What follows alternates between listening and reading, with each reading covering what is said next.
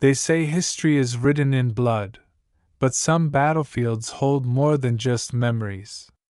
The echoes of war refuse to fade, and the spirits of the fallen remain trapped in time, forever reliving their final moments. Tonight, we take you on a terrifying journey through the top most haunted battlefields in the United States. Keep your lights on and tread carefully, because not all who perished have truly left. Welcome to the Haunted Tales, and let's begin. The Whispers of Gettysburg. Jacob Carter had always been a skeptic. Ghost stories were just that, stories. But when his friends dared him to spend the night alone at Gettysburg battlefield, he couldn't resist the challenge.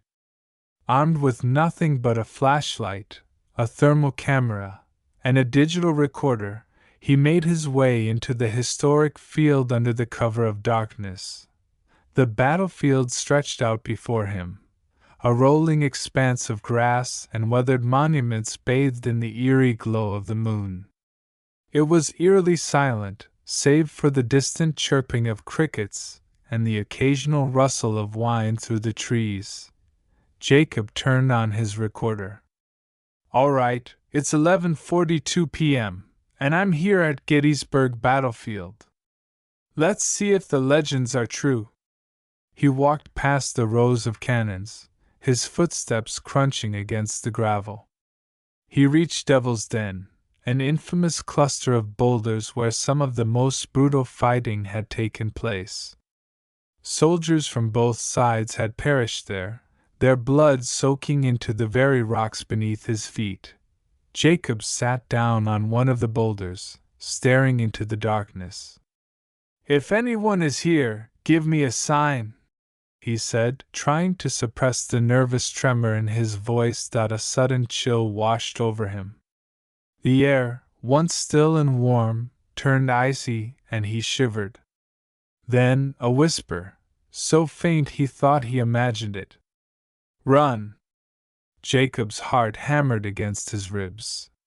He raised his flashlight and scanned the trees, but there was nothing. Just shadows stretching across the ground. His rational mind told him it was just the wind. Still, he couldn't shake the feeling that something unseen was watching him. He continued through the battlefield, past the stone walls where countless soldiers had taken their final breath. The wheat field was ahead, a place where over 4,000 men had fallen in a single day. The thought made his stomach twist. As he walked, his footsteps began to echo. No, not echo, repeat. It was as if someone were walking just behind him, perfectly synchronized with his steps. Jacob stopped. The footsteps continued for a second longer before stopping, too, his breath caught in his throat. He spun around, expecting to see someone standing there. Nothing. "Hello?" His voice barely broke the silence. Then, out of nowhere, a gunshot rang out. The sound was deafening, tearing through the quiet night like a rip in reality. Jacob ducked instinctively, covering his head. But there was no gunman. No source of the shot. Just the lingering scent of gunpowder in the air. His recorder was still running. Trembling, he pressed stop and rewound the last few seconds. As the recording played back, his own voice echoed in the night. "Hello?" And then, beneath his voice, something else. A ragged, desperate whisper. "They see you." Jacob's blood ran cold. A gust of wind howled through the battlefield, carrying with it the distant sound of men screaming. He wasn't just imagining it, he could hear them. The battle was playing out around him, invisible yet deafening. The clang of bayonets, the cries of the wounded, the frantic shouts of soldiers giving their final orders. He turned in a circle, but the battlefield remained empty. Then, movement in the distance. A shadowy figure, standing just beyond the tree line. A Union soldier, his uniform tattered, his face pale as death. The figure raised a shaking hand and pointed directly at Jacob. Jacob stumbled back, his mind screaming at him to run, but his body frozen in terror. Then the soldier's mouth opened, though no sound came from it, and suddenly Jacob was no longer in the present. The battlefield around him shifted. The dark, empty fields were now filled with fire and chaos. The scent of blood and smoke filled his lungs. Soldiers rushed past him, their faces twisted in agony and fear. He was in the middle of the war. Jacob tried to move, but his legs felt like lead. A soldier collapsed in front of him, clutching a wound in his stomach, his eyes wide with pain. "Help me!" he gasped, reaching out. Jacob reached back instinctively, and the scene vanished. He was back in the modern-day battlefield, his body drenched in sweat. He didn't wait to question what had happened. He ran, his breath ragged, his feet barely touching the ground as he sprinted back toward the road. But just as he reached the safety of the parking lot, he heard one last whisper, soft as the wind. "You shouldn't have come." The next day, Jacob reviewed the footage. The recording was filled with static, but through the distortion, one thing was clear: the sound of footsteps, and a voice, whispering his name.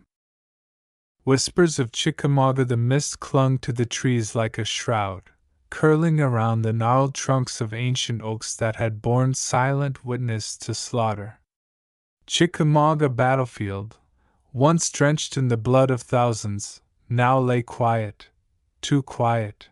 Jason Monroe adjusted the straps on his backpack and exhaled, his breath visible in the cool evening air. He had driven all the way from Atlanta, determined to capture the paranormal activity people whispered about. With his night vision camera and digital recorder, he would prove, once and for all, that Chickamauga was more than just a historic landmark. It was haunted.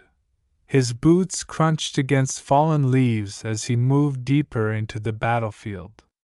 The skeletal remains of cannon emplacements and stone markers loomed in the darkness. His heart pounded. A gust of wind rustled the trees. Then he heard a faint neigh. Jason froze, every hair on his body standing on end. There were no horses here. Not anymore. Then came the musket fire. The sharp crack of gunpowder exploding, followed by the unmistakable thud of bullets hitting flesh. Jason spun around, his camera trembling in his grip. But there was nothing, just an empty field stretching into the darkness. His fingers fumbled for the recorder. "I just heard gunfire, clear as day. If there's anyone here, can you speak into this device?" A long pause. Then, static, and a moan, low and ragged, it drifted through the trees, growing louder. It was not human. Not anymore. Jason turned, his breath quickening. A thick fog slithered through the battlefield, and in its depths something moved. Shadows twisted, forming the outlines of men, soldiers, limping, their torn uniforms barely clinging to spectral bodies. One figure clutched its stomach, spectral blood oozing from an unseen wound. Another dragged a shattered leg. Jason stumbled backward, his heartbeat hammering in his throat. He should run. But his feet wouldn't move. A soldier stepped forward. His face was half gone, blown away by a musket ball. His remaining eye fixed on Jason, and his lips curled into something that might have been a sneer. "Help me!" the soldier rasped. Jason sucked in a breath. Then everything exploded. The world turned into chaos. Cannons roared. Muskets fired. Men screamed. Horses whinnied in terror. Jason fell to his knees as an invisible force ripped through him, dragging him into a battle that had ended over a century ago. He saw it now. Soldiers in blue and gray clashed in brutal combat. Bayonets plunged into flesh. Blood sprayed the earth. A Confederate soldier fell beside Jason, his eyes wide in shock, hands clutching at his slashed throat before he faded into nothingness. Jason gasped. He had read about the battle. How the dead had lain in the field for days, their corpses swelling in the Georgia sun. How the wounded had cried out for water until their voices faded into the night. And now, he was there. A deep, bone-chilling laugh echoed through the fog. Jason turned sharply, his breath catching. A dark shape loomed in the mist, watching him. The headless horseman of Chickamauga. Legends spoke of a phantom rider, a decapitated specter roaming the battlefield at night, his black horse galloping through the darkness. Some claimed he was a fallen soldier, searching endlessly for his severed head. Others swore he was something far worse, a harbinger of death. The headless rider's stallion snorted, spectral mist curling from its nostrils. Jason's body screamed at him to run, but the second he turned, the horse charged. Jason stumbled through the battlefield, spectral figures flashing past him, their faces twisted in agony. The pounding of hooves grew louder. Closer. A voice, guttural and ancient, rumbled through the air. "You shouldn't be here." Jason spun, just in time to see a sword swinging toward his neck. He screamed, "Darkness!"